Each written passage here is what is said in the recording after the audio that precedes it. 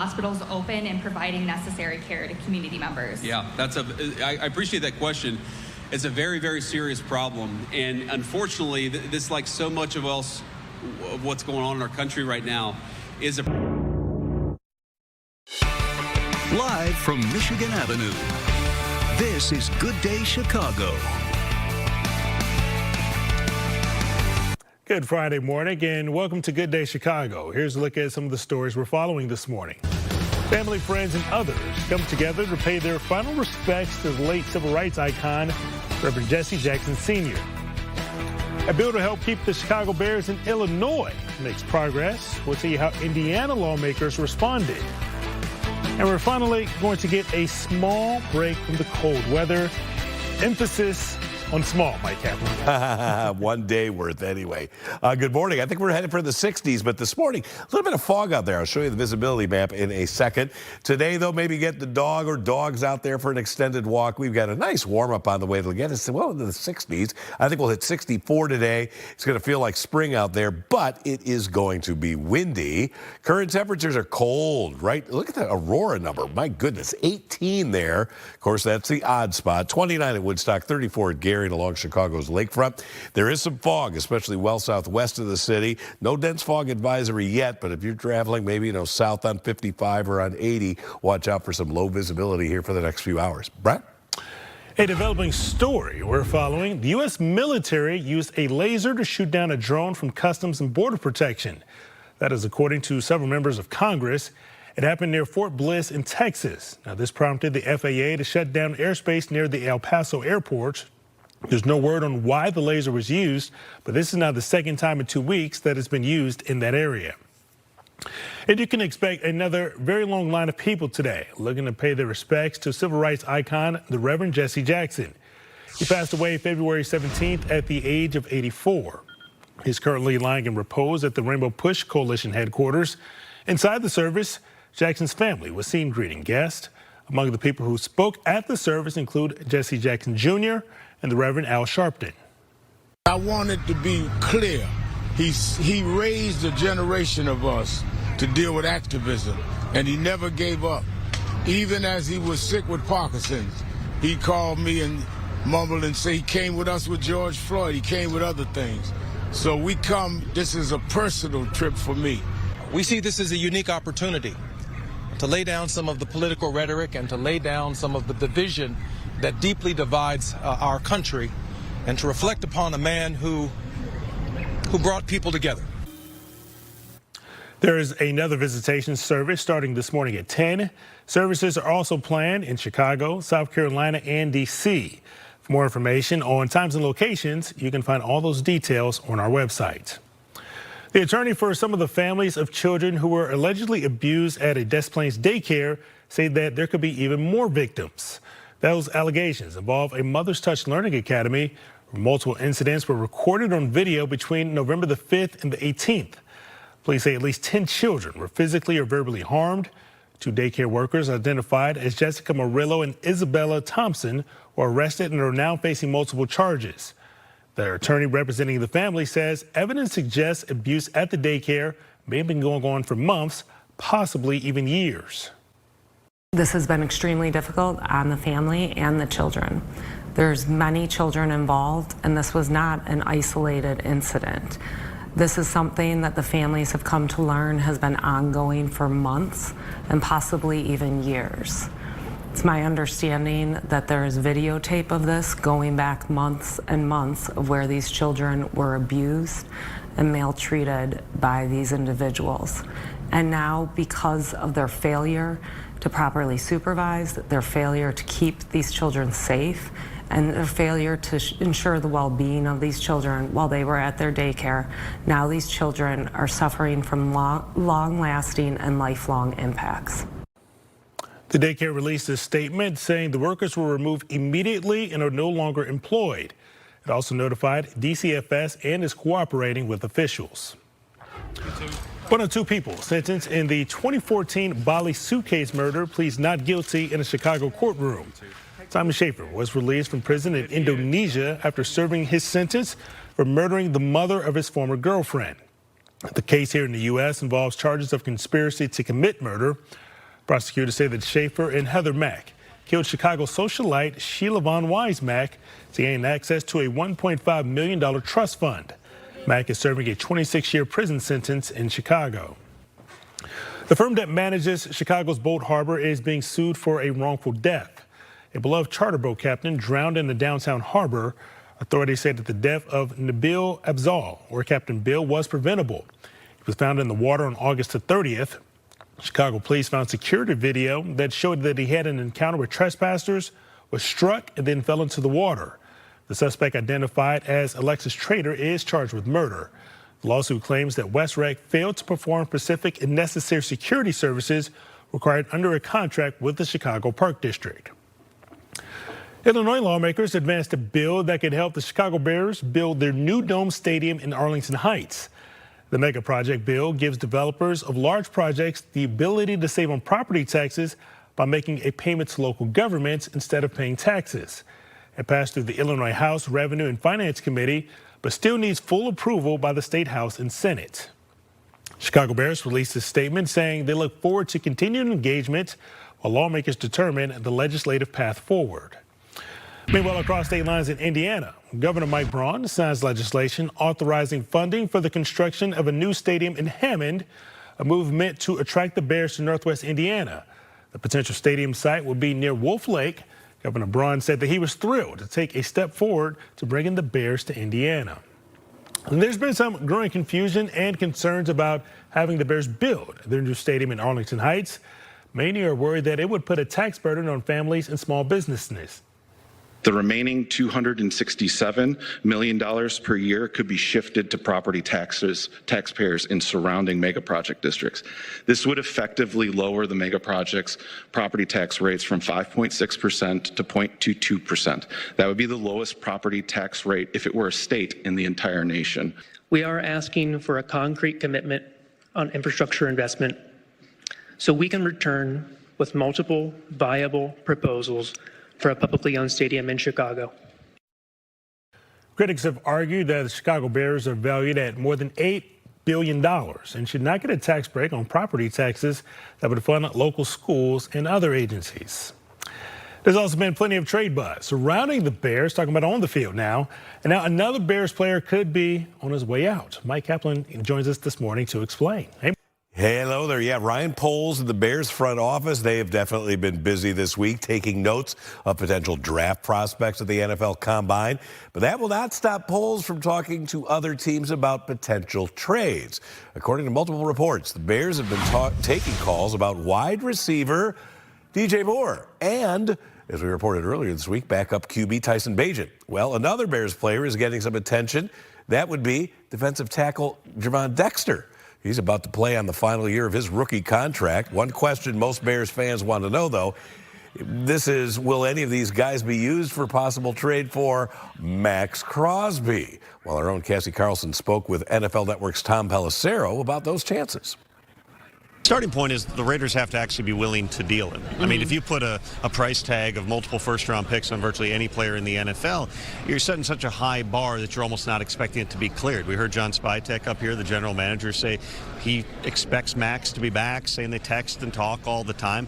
I would say that's not the end of the Max Crosby story here. Certainly, the Bears are one of the teams you would anticipate being on that list if, in fact, the Raiders take the posture that they're willing to move on from Max. I think we'll have answers on that over the next 7 to 10 days here.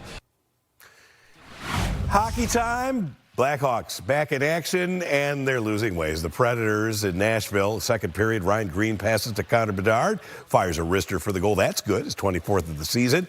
Third period, Teuvo Teravainen sends the puck, and Tyler Bertuzzi is there for the goal. Good effort, but just not enough. The Predators tack on 3 goals to beat the Hawks 4-2. And the Chicago Bulls, they made history last night. Not something to be proud of. They lost at home to the Trailblazers, 121-112. Not only their 11th straight loss, but the first time in franchise history, I told you this yesterday, they also went through an entire month, in this case February, without winning a single game. I don't think they're going to make the play-in this year, Brian, which I'm fine with that. Here's a look at today's schedule. You've got the Illini Nice matchup here between number 3 Michigan and the Illini. Tip-off there is going to be at 7 p.m. Illini could definitely benefit for a nice little upset win over those Wolverines. Okay, if you look at that picture, you have clear skies. Lake looks pretty calm, but you also notice maybe a little bit of haziness there toward the horizon. There are some areas of fog, and that's going to be an issue here for the next few hours in parts of Chicagoland. Current temperatures, big spread. Look at this, 34 Gary in the lakefronts, 32 at O'Hare, but Aurora, which is really Sugar Grove, 18 degrees. And where temperatures have gotten colder is where the thickest fog is currently being reported. The nearest dense fog advisories, though, are much farther downstate. This is actually a winter weather advisory coming out of Minnesota into western Wisconsin. That's where there will be a corridor of some snow tomorrow. Look at the visibility numbers here. There's no dense fog advisory yet, but boy, maybe parts of Will, Kendall, Grundy, maybe DeKalb and LaSalle County. Stay on top of this. Those visibility numbers are very, very low already. There may be a few hours this morning where things are really murky out there. Rest of the day is going to feature plenty of sunshine. Temperatures are going to shoot. Look at that Aurora, 18. Look at maybe a 45, 46 degree temperature rise here later today. 10 o'clock, plenty of sunshine out there. Will be sunny all afternoon. Here comes the cold front late this afternoon and this evening. That will spell the end of the 60s here for a while. And then our model continues to advertise some snow here tomorrow, especially north. I think it's going to look more like that than across the city. It is not a lot of snow. And then the wild card here is, could there be some lake effect snaking down the western shore tomorrow night into Sunday morning? I'll keep that prospect in there. There's not much snow in the forecast, but this weekend, as we head into meteorological spring, Brian, it's definitely going to look and feel a little bit more wintry than it does today. Oof. All right, we're coming up on Good Day this morning. Hillary Clinton testified behind closed doors regarding alleged ties to Jeffrey Epstein. We'll share the details when Good Day Chicago returns.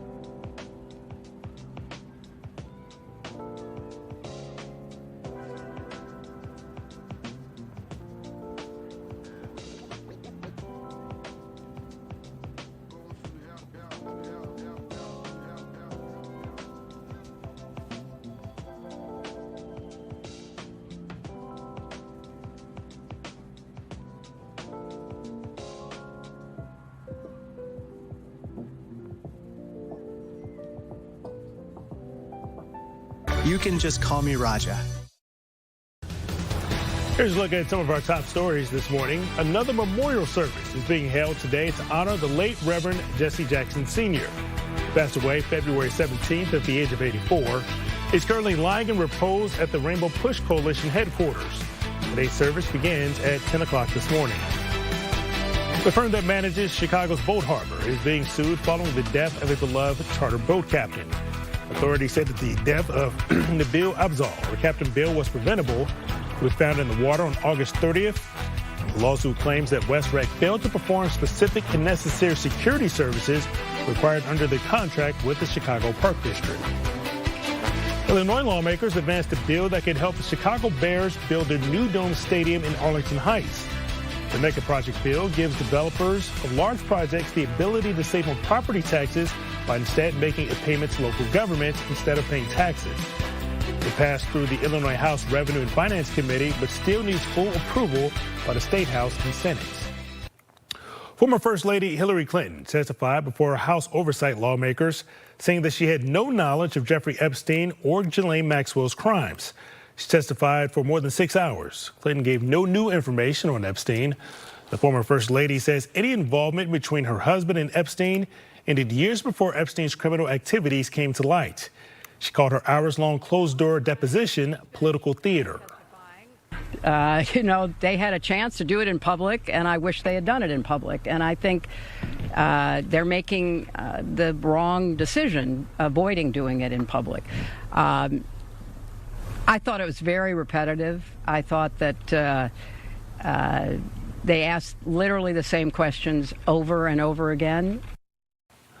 Her husband and former President Bill Clinton is set to give his deposition later today. The nationwide outbreak of botulism in babies tied to ByHeart formula is now over. The CDC says that no new cases have been reported since mid-December. 48 babies across 17 states got sick, including a few cases here in Illinois. All of the children who got sick were hospitalized. Thankfully, no deaths have been reported. Investigators are still working to identify the root cause of the outbreak. Elgin is moving to ban single-use plastic shopping bags at major retailers. The city council just advanced a proposed ordinance during a meeting last night. If it passes, shoppers would have the option to buy recycled paper bags, but it would cost them 10 cents per bag. City officials say that this is a step towards reducing waste and protecting the environment. During Elgin's planning process, I did reach out to other communities in the Chicago region, and they did also report seeing a significant reduce in plastic waste. So we anticipate a similar result for Elgin. City Council will vote to approve the ban on March 11th. If it is approved, it would go into effect on June of 2027. 7:47 this morning. Mike, we got a beautiful Friday coming up. Yes, we do. Have to get rid of a little bit of fog out there in outlying areas. That'll be our little bugaboo for the morning hours, but it is going to be so nice this afternoon. Getting the kids ready for school. Give them the coat for the morning hours. I mean, it is cold. We have a few spots that have dipped into the 20s, and even at Aurora's Airport, it's 18. There'll be a little bit of fog out there, but look how quickly we warm up at noon, already 55 degrees, and it's going to feel like April for that ride home. If the kids have got any outside activities after school, in great shape there. We'll be on the windy side. Here's the fog situation, quarter mile at Aurora, and even less than that being reported at Joliet's Airport and in Grundy County at the airport there. The big airports are doing fine with visibility of 10 miles at Midway and O'Hare. So we have some areas of fog early this morning. Then it becomes mostly sunny, windy, and unseasonably mild, 64 degrees. Tonight, moonlit skies, some patchy cloud cover. Low temperature right around freezing. We will be behind a cold front. Note that wind shift to the northwest. Tomorrow's high will be 40, and there's a chance for a little bit of snow, especially far north. Sunday, I still think the greatest chance for snow is going to be south of I-80, and even there it doesn't look like a big deal. But it's cold, 32, 38 on Monday. Then here comes the milder air. Tuesday, Wednesday, and Thursday, eventually getting into the 50s here on Thursday, with chances for rain Tuesday and again on Thursday. Brian? Well, coming up, a new arcade is coming to the Chicago area, while race car fans will be excited about this new attraction.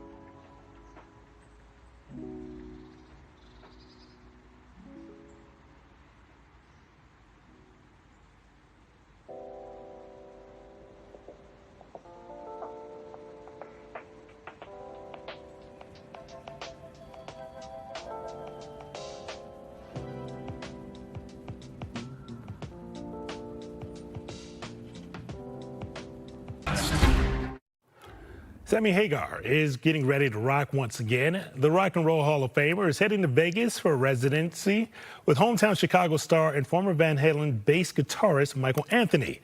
They'll be performing with the Best of All Worlds band. Hagar and Anthony appeared on Fox Chicago, saying it is a great opportunity to share their most legendary hits with a multi-generational audience.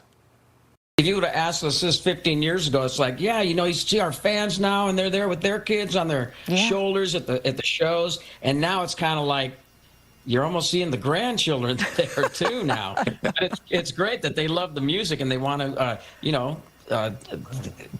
turn it on to their kids and their kids' kids, you know? Oh, I think that is super cool. I'm seeing a lot of teenagers in the front row nowadays. You see a lot of guitar players and drummers and, you know, bass players, singers, you know, young musicians in their late teens, mid-teens that want to see the legends. And I'm not bragging about being a legend, but I mean, they want to see the guys that their parents grew up in and that they've listened to growing up their whole life because their parents are playing Van Halen or Led Zeppelin in the house.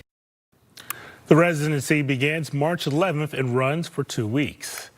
A major retail corner in River North is going to shift into high gear this summer. Once home to the popular Rock Bottom Brewery, the 20,000 square foot space at Grandin State will soon transform into this, an F1 arcade. Featuring dozens of fast-paced simulators. Mike seems excited about this. The experience will give fans of all skill levels the chance to put the pedal to the metal right on 8 Grand Prix tracks. What can they expect? So if you picture Vegas vibes, replace all the slot machines with racing simulators, full motion, which you can see here, and it's matched with a menu that is inspired globally from the food around all the Grand Prix, and a cocktail list designed by winner of Netflix Drinks Masters. So LP O'Brien created cocktails that inspire her from the F1 stories. Mike, I think that is some safe drinking and driving in this case, for sure, right? Yes, an exact opening date for this new F1 arcade has not been revealed. We may have to go over there and check that out. That does look cool. It does. That looks really cool. You know, they're probably going to send Jake Hamilton. That's probably. You know, he does get the fun assignment. He's going to get that assignment. That's true, yeah. All right, we have mainly clear skies out there, with some areas of fog. That's going to be the main issue here for the next few hours, especially southwest of the city. In gray, if you're headed towards Champaign, maybe Peoria area, that's where dense fog advisories are in effect. Nothing in the immediate Chicago area, but we're going to be watching that visibility number throughout the day because it's possible we could get a dense fog advisory even if it's just for a couple of hours. The shaded areas where the fog is obviously the most problematic. We're a quarter mile or less at Aurora, LaSalle, Peru, Morrison, Joliet. Doing fine at the big airports with 10 miles of visibility, but some of that fog might even migrate toward the city here later this morning. Current temperatures, a few spots close to freezing, including O'Hare, Midway, and the lakefront. 28, though, at Chicago Heights. That Aurora number is still a real standout. 31 at Woodstock, 28 degrees at Michigan City. Today, at a time of year when about 40 would be the normal high. Looky there, low to mid 60s across the board with plenty of sunshine once we get rid of that patchy fog. Now, let's look at the 7-day forecast. I know you're worried about the weekend. There's still a chance for some snow both days. However, the snowfall prospects look somewhat meaningless in a lot of ways.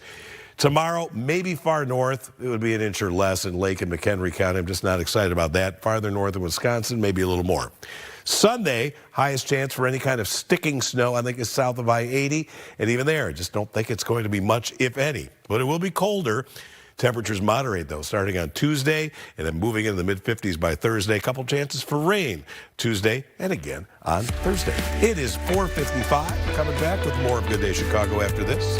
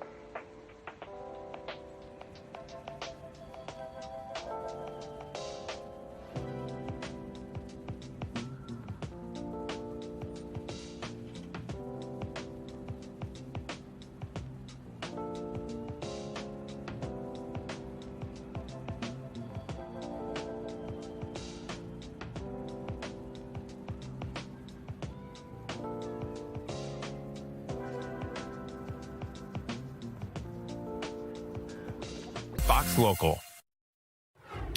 Thousands of employees at multiple federal agencies will miss their paychecks today as the partial government shutdown continues to drag on. The TSA, FEMA, the Coast Guard, and the Secret Service agents have all been impacted by the shutdown.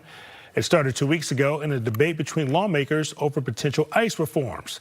Both sides agree that negotiations have not made any progress. U.S. officials have announced the March payment dates for people who receive Social Security checks. Those dates are March 3rd, 11th, 18th, and the 25th. When you get your check, it depends on your birthday. If payments are late or you're missing, make sure to call Social Security. We'll be right back.